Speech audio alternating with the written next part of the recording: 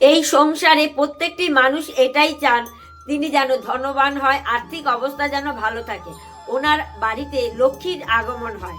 সেটা হবে কি করে, সেটাই হলো প্রশ্ন। কেউ বলেন যে যদি পরিশ্রম করো তাহলে ধন অর্জন সম্ভব, কেউ বলেন বিদ্যা লাভ হয় তবেই ধন অর্জন সম্ভব, কেউ বলেন যদি বলশালী হও তাহলে সম্পন্ন থাকবে।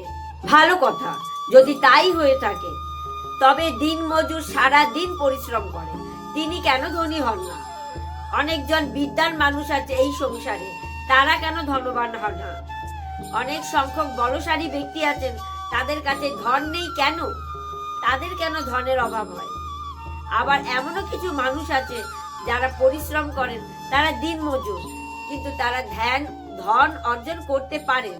কিছু বিদ্বান ব্যক্তি আছেন, তাদের অধিক মাত্রায় ধন রয়েছে। যাদের বয়োজ্যেষ্ঠ কিছু মানুষ আছে, তাদের মধ্যেও ধন আছে। এই ধন থাকাটা হচ্ছে পুণ্য জন্মের ফল। সকলে দুহাত তুলে বলুন, নিতাই গৌর প্রেমানন্দে হরি হরি বল।